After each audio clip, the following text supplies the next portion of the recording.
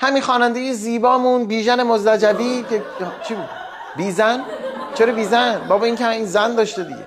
آها نه به نظر من با اسمشو بذارن بازن مرتضوی، این بهتره. بیژن جان چند بار ازدواج کردی؟ 101 بار.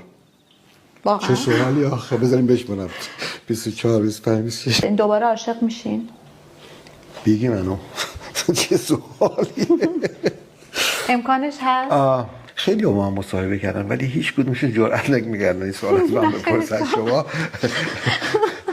بسیار دارای خصایص جالبی هستید خانم. زنش فوت شده، بعد این رفته یه جا مصاحبه کنه، همونجا مجری رو گرفته. داداش امون بده، یکم صبر کن. به خدا این تو راه برگشت از سر قبل می‌خواسته یکی رو بگیره ولی کسی اون تو راه ندیده. تا حالا 5 6 تا هم زن پاره کرده. یعنی 5 تا طلاق موفق داشته. آره نمیدونم چی شده. رامبد جوان و بهار رهنما و گوگوش و بیژن مرتضوی دست به دست هم بدن، همه ما رو میگیرن سر به هر چه پربارتر، سر به زیرتر، تاک هر چه خرامانتر، مغرورتر. بله آقا اینجوری هست. بعد من اصلا نمیدونم این چی کار است با اون سیبیلاش. یه بار فقط دیدم داشته ویالون میزده. 100 سال آهنگ نخونده، 100 سال ویالون هم نزده. کارش چیه واقعا؟ یکی بگه. نمیدونم. درسته مرد ایرانی 11 سانت بیشتر نیست ولی توانایی بالایی داره. مورد داریم 44 سانته ولی تو زندگیش یه زنم نداشته چون توانایی نداره. جوونم دوست داره نامرد، میره سراغ بلندای جوون.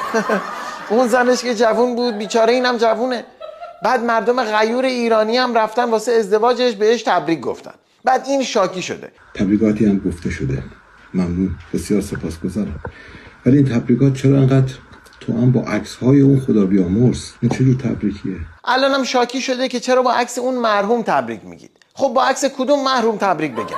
داداش مراسم عقدت مصادف شده با 40م اون. من فکر کردم به خاطر اینکه تو هزینه صرفه جویی بشه جفتشو با هم برگزار کردیم.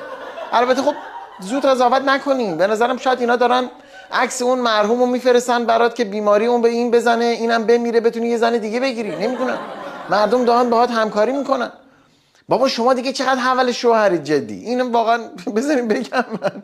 شما که میدونی طرف 98347 تا زن گرفته، زنش هم تازه فوت شده، شغل و اینام که نداره، باز زنش شدی. بعد من نمیدونم این برنامه کجا ضبط شده، نه از شبکه‌ای پخش شده نه شبکه نشون داده. فکر کنم برنامه خصوصی بوده، یعنی فقط برای تور کردن بیژن مرتضوی این کارو کرده دختر. این همه دافی شکار کردی، این خانم شکارت کرد. حالا برو ویالون بزن خرج اینم بده.